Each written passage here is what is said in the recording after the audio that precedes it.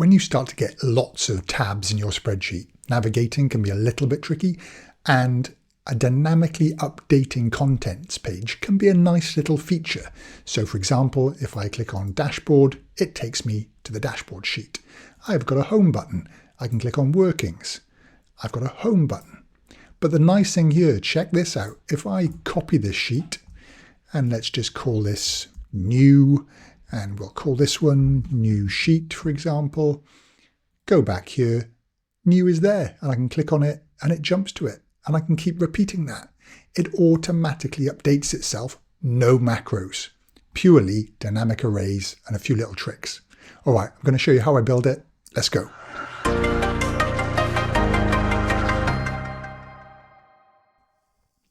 So I'll do it step by step and show you a couple of little tricks along the way. Now what I've got is Start Sheet, which is essentially blank, and End Sheet. And all the sheets I want to include in my navigation, I'm going to put in between here. So I'm just going to add a totally brand new empty sheet, okay, sheet 2. And here's the little formula to get the sheet name into cell A1. So equals cell, okay, and you can go file name, comma, and then you've got to put a reference, so cell A1 will do. So that's the full name, but I only want the sheet name. So it's the text after the square bracket. So I'm going to come back in here, okay, equals text after. To jump to the end, control down arrow, jumps your cursor to the end, comma, and then the delimiter is the square bracket. Close the brackets, press enter. That's the text after. Okay, but then I don't want this to say sheet 2. It looks a bit ugly. I'd like a little home symbol. So right click, format cells.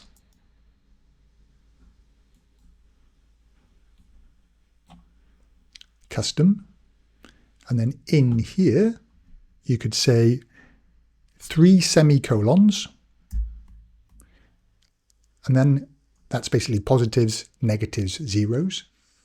And then I am going to put Windows key full stop to bring up my emojis. I'm going to put a little house there. And click OK. And there's my nice little clickable house. And I can simply do a middle, and I can make it, you know, a little blue color or something, whatever.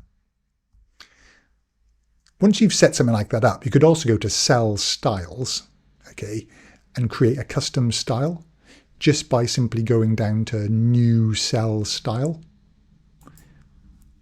Untick everything. Well, alignment, yeah, I'll go with that one. Borders, you could put borders in there as well if you want none. Fill color, okay, yeah, okay, no shading. All good, click OK. And then that's a new style then. I've already got one here. So under Home, Cell Styles, I already got a Home button style. Has to be done per worksheet though. A little link will pop up if you want to set certain cell styles as your default. You need to set up a book.xltx file. Another topic. All right, anyway, so that's my starting point, okay? So in here, don't forget, is actually the text. Let me go back. General. The word sheet 2. Okay, so I'm just Control Z. So in there, sheet 2 is just displayed like that. Okay, but I also want to be able to click on it and go to the contents page. So right click and then link.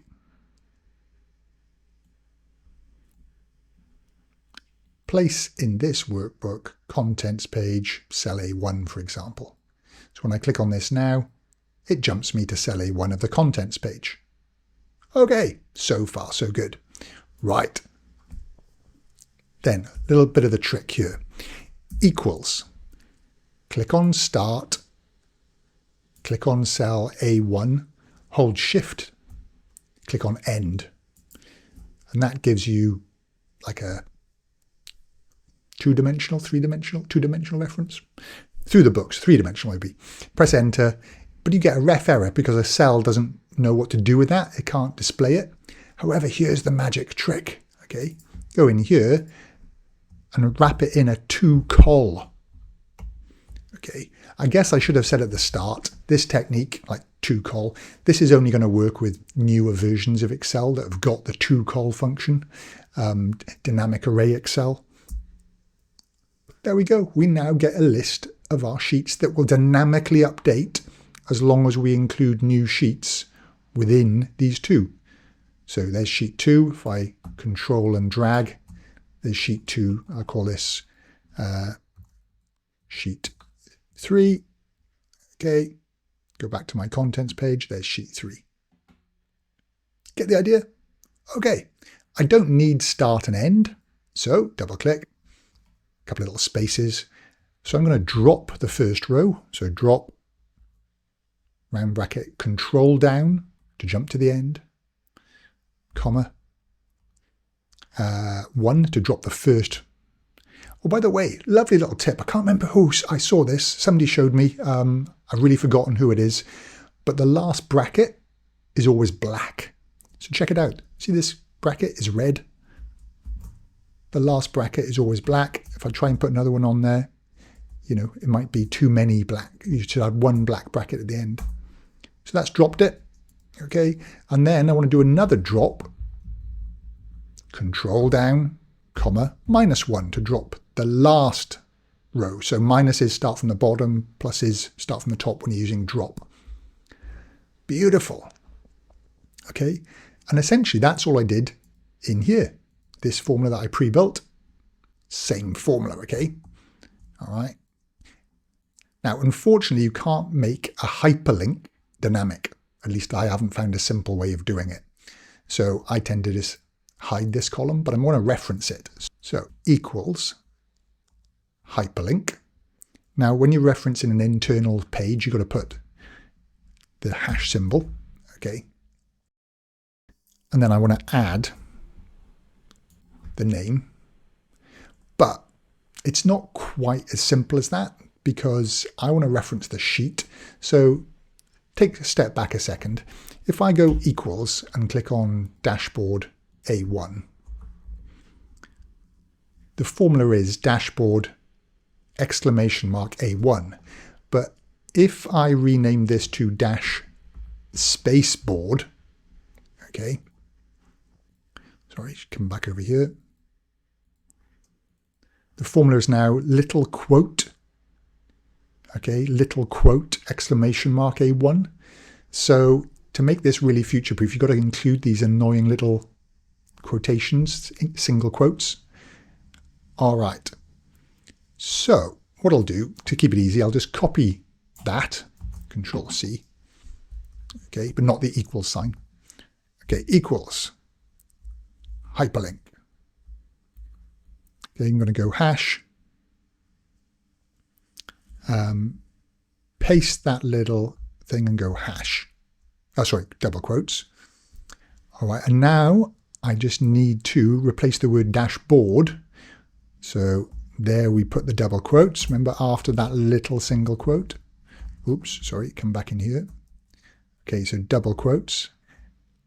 And then get rid of the word dashboard and click on this cell and double quotes. Okay, dashboard A1. But then I want an alternative name. So over here, comma, friendly name can just be the actual name itself. If I try to refer to this dynamically, like using H3 hash, the hyperlink doesn't work. Okay, so I have to then just copy this down. So that's annoying because if I do this, I get lots of zeros. So all I'm going to do with a friendly name, okay, I'm just going to say if H3 equals blank, then blank, otherwise H3. Notice the last bracket is red, which means I need another bracket. And now the last bracket goes a nice color. Well, it's hyperlinked, so it's now not black. So, but it's, you get the idea. Okay, and then I can copy this down. And then if I add a new sheet, extra 1, okay, and go back to my, I could click that, but I'm just going to go back to exactly where I was. Here's the extra one, and I can click on it, and I go there. So there you go, a lovely little technique for jumping around. And then I just used the group, so under View.